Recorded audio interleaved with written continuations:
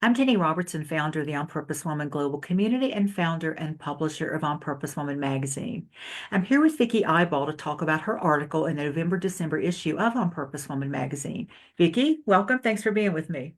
Thank you, and thank you for having me. I'm excited to get to play today. Yeah, I like that too. And I want to start out just by having you tell us what you want us to know about you. Yeah, so I'm Vicki Ibaugh. I'm the founder of Know You to Grow You Business Coaching, which really came from a place of I was being coached by business coaches, and I'd go, "Ooh, that doesn't fit. Ooh, I don't want to do that." And I just had this epiphany after I took certain assessment tests, like, what if I aligned my business to align to me and how I work best and what works for me instead of how it works for somebody else? And then from that, I just carried forward with allowing my clients to do the same thing, to say, Mm, you're not wired like me. Don't do it like I do it. Let's do it how you would do it because it's just going to feel more natural. You're going to have more fun. You're going to have more flow and you're going to save time, which is one of my favorite things to save is time. right. And that was pretty radical, wasn't it? I mean, pretty It radical really idea. was. And I had some coaches who I'm like, they were so well meaning. I love them. I learned from them. But what they were teaching was what worked for them. And that's what I started doing in the beginning too, until I realized, ooh, that only works for me. That doesn't work for other people. So why don't we create better alignment between how people are wired to work and doing their work in that way? Well, that is what makes you unique, at least in my world. So thank you. Thank you for that.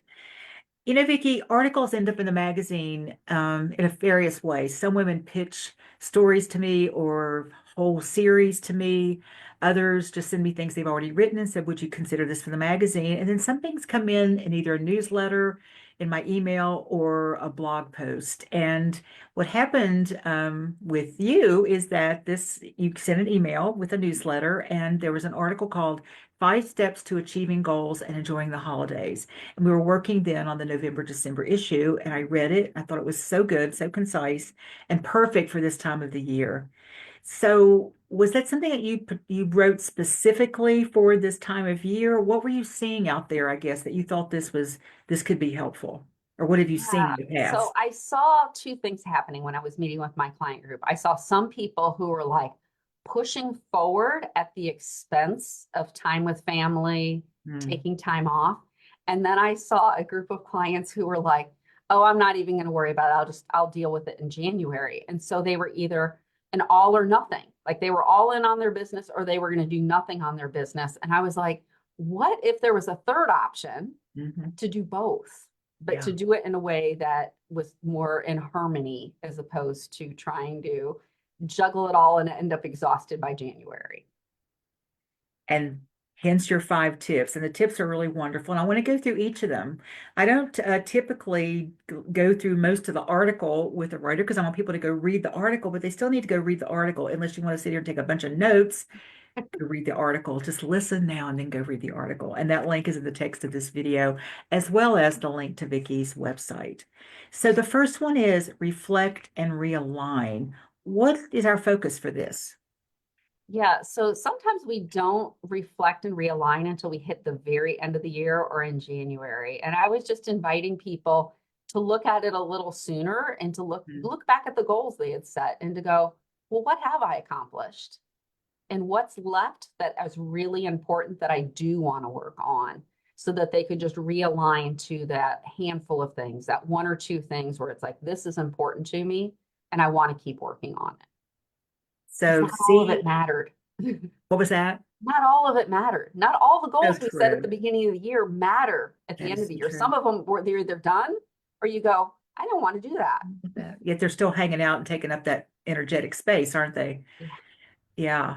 Well, I love that because I think you're right. We often New Year's Eve or New Year's Day or sometime in January we'll go back and go, oh, what did I get done?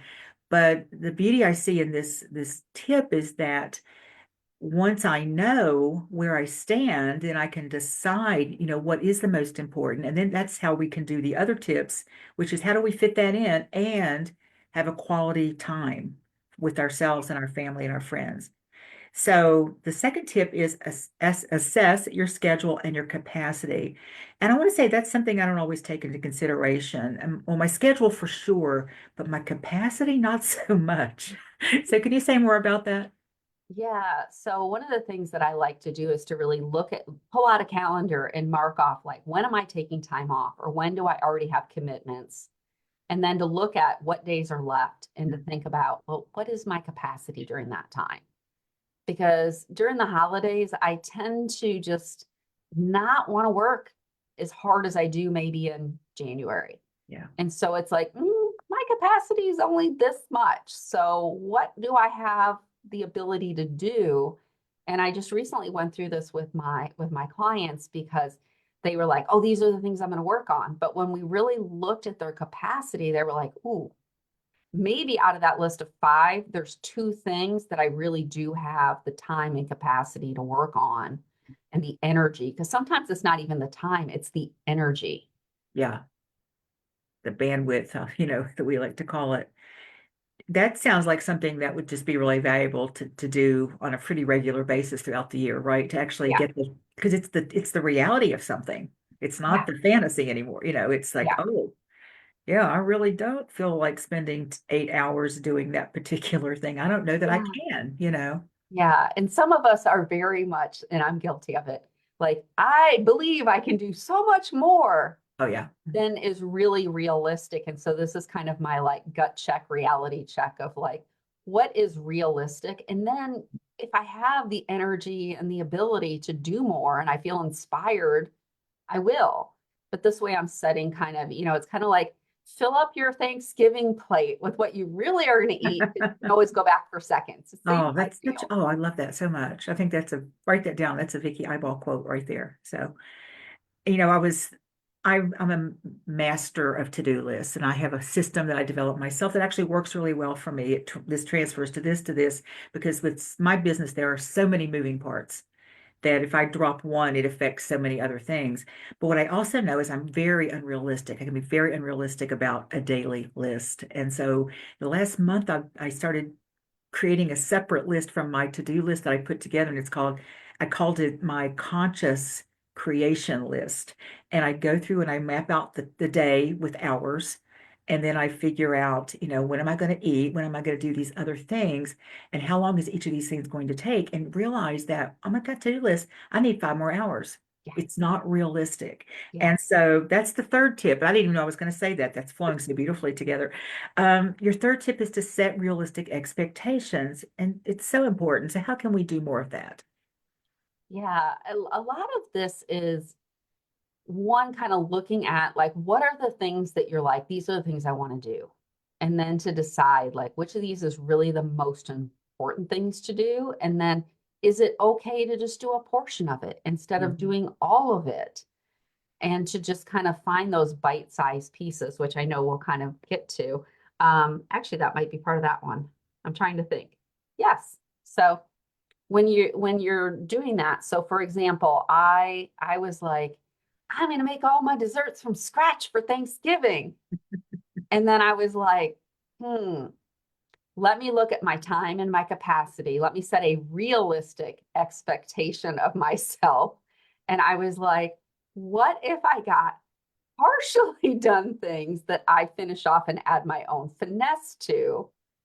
I do have the time and capacity for that. So that was a realistic expectation. I Yeah. wanted to create January's content in November so that I could take more time off in December. But when I sat down with it, I'm like, it's not realistic for me to do all of this because it's going to take more hours than I have. But what piece could I do? What progress could I make? And so it goes to that old saying of it's really about the progress and not the perfection. Yes. Excuse me. And I think that's really important also because, and for me, if I don't think I can do the whole thing, sometimes I won't even start. Yeah. So there you're getting at least something done. And that's the whole key, is to actually get started Yeah. and then pick it up and keep adding to it. And because I think I get inspired when I do a little bit of something, and it makes me want to come back to it at some point. So number four is prioritize self-care. and I'm going to say not usually on the top of the list during the holidays for people, right? Even the people who tend to have self-care as a priority. Why is it even more important this time of year? Because I think it is, you know. Oh, yeah. I think it's easy to let things like, going for a walk or doing your workout or eating healthy or getting enough water, like all the things that I consider to be part of my self-care. It's not just massages and Right. pedicures. But when I don't do those things, I don't sleep as well. I don't feel as well. And I'm going to be around family. And family can be a good thing and a stressor at the same Mhm. time. Yeah. And I'm going to spend like 5 days in a house with my extended family. And I'm like, if I don't take good care of myself, like we're probably going to have an argument and feelings are going to get hurt. But it's fuel for your life when you take care of yourself and you just take that time away. I know it's really easy when I'm on breaks to forget to meditate and things like that. And then I'll wonder, why am I feeling kind of cranky today? Well, because I didn't do the things that fill my own cup. Yeah. And we're spending all this time pouring into other people and other things that if we're not full to begin with, that's when we get sick. I'm convinced that part of why we get sick this time of the year is because we're not taking the time for ourselves, plus we're Mhm. around other people, but we're not keeping ourselves whole. And so it just allows us to, you know, get worn down and be more susceptible. Such a great point. And I think go back to the capacity word. You know, the more we take care of ourselves, the bigger, greater capacity we have to be Yeah. kind and to let things roll off a little bit more and to not react as much to, I mean, 5 days, or is that in your home or are you going somewhere else? We're gonna rent a house. Oh, okay. Yeah. Okay. Yeah. So at least you're not like assigned a role because it's your house that you've, Yeah, yeah, yeah. you know, Well, I'll still be the hostess. However, yeah. I was like, let me pick a space with lots of places for people to go to so Yeah. that everybody has the ability, not just myself, but everybody has the ability to take care of themselves and take care of their own needs at the same time. That sounds lovely, though. It really does. And I think it'll be like a mini vacation for people rather than having that stress all on the person whose home it's in, because Yeah. that's even if you're not doing everything, it's still implied Yeah. that, and I don't know about you. Well, I've never done that actually. So I've never had people here like that because I don't, my family was always somewhere else. So, I mean, I've had them here for other things, but not for dinners like that. We're already at number 5. So this is a really important one too, I think. And I appreciate the reminder that we need to celebrate our milestones. What do you want to say about that? Yeah, so one of the things, and I actually do this on a regular basis, but I started with my client group, we started doing a day called Finish It Friday. And what was fun about that is we would start the day with let's look backwards on the month or the quarter, whatever the case might be, and like let's celebrate what you've accomplished, even if it's not finished, like what progress have you made on it? And it was so funny because people would sit down and they'd go, well, I didn't do anything. And I'd be like, we're going to take 10 minutes. Like, look back through your calendar, look back through things. And pretty soon they're going on and on and on for 10 minutes about all the things they accomplished that they forgot they did. Yeah. And what we found is it raises your vibration. When you look back at what you've accomplished, you start feeling good. You start like, well, look at me, look at the stuff I did. And it almost creates this momentum for, well, what do I want to do next? Because now I can see what I've done and where do I want to go next? What is the Yeah. next thing I want to do? And so often I think we just get caught up in like, what's next? What's the next thing to do that we don't take it? It's like we used to live out in Lake Tahoe part of the year and you'd hike up the mountain and you'd be trekking along. Pretty soon you'd pause to get a drink of water and you'd look back and you're like, oh, look how far I've come. Oh my gosh, I was way down there before. It's the same idea of like, you don't realize how far you've come till you look backwards Mm. to see all the steps you just took to get to where you are. And I just find it's such a uplifting thing. And I like to feel good. One of my mantras from a previous mentor is feel good first, then take action. So I Uh, consider this part of my feel good first, and yeah. then I'm ready to take the next actions and to work on the next steps. And I think I like that a lot. I think that's also important because if we feel good, then we're putting that feel good energy out. Yeah. And especially if we're dealing with clients or dealing with potential clients or anything, that's the energy they're feeling. When you mentioned the person you're in your client group who said, I haven't done anything, I would also imagine that she said it with a bit of a like, or maybe a little bit of shame attached to Yeah. it. We can do that to ourselves. And so good for you for pointing out what wasn't so obvious to her, you know. Yeah. And yeah, it's a good reminder for all of us to reflect. Go takes us back to number one, reflect, because that's part of the reflection too. Yeah. What have I accomplished this year? Well, and one of Mhm. my favorite things to do to measure milestones, because sometimes you'll be like working on something like, like if you're working on the newsletter or you're working on a website or you're working on something, I love to set my timer on my phone. And when my timer goes off, it plays applause. And it's that reminder of just like celebrate that you just spent that amount of time moving forward and making progress. So I love that. sometimes I do it in increments of time, like, wow, I spent 2 hours working on that. I may not have gotten as far as I wanted, but I invested 2 quality hours in Mhm. working on something. So I'm going to celebrate that I put in the time on that. Where do you get applause on your timer? I didn't even know that was an I just option. downloaded a little like ringtone of applause. So Oh, I don't, okay. Okay. my innovation, I just go search for stuff and then I go, oh, that's cool. I'm going to do that. But yeah, I think you can find ringtones and I found one Yeah, that was that's true. pause. And I love That's doing it if fun. I'm timing in a group too, because it's so much nicer when somebody's time is up and they're like, yay. And then you're like, Yeah. okay, your time is done, as opposed to like an alarm. Yeah, and yeah, it sets the stage for what's next. It's interesting. I like that. I like that. You're so full of good stuff, Vicki. Um, you know, this is all great stuff. And while my family, my Don and I, and we have a son and a daughter-in-law and a grandchild, first Christmas for the grandchild. Typically, our holidays are low key, and they have been, and they still won't be really high key this year because that's just not how we do our life. But I'm going to be, I guess, more mindfully pay attention to these five things because I want to end the year on an even higher note because I think that this is good for people who are living in stress, Yeah. but it's also good for those of us who are just wanting to do it a little bit better, to have a little bit more freedom, a little bit more joy in our life, and also joy for what we actually spend our time on, having regrets. I don't want to come January go, well, I really wish I'd gone to that thing with Leo instead of, you know, thinking I had to finish that, you know. Yeah. Yeah. Yeah. And that brings up such a great concept. And I can't remember who talked about this, but they talked about time as there's this gray zone. And it's when we're doing something like with friends and family, but we're thinking about work, Mm, or we're at work and we're thinking about our time off. And they're like that gray zone, you're really not very productive. You're not focused. You're just kind of spinning your wheels in a lot of cases. You're not fully present. You're not fully present for your work, or you're not fully present for your family. And so they really invited people to, when they're off, be present in that moment, be present with your family, be present, with your friends or with whatever you're doing. If you're watching a movie, like be present with the movie. You don't need to mhm. check your phone. And then when you're at work, just be like, let me focus. And that's why I love the timer.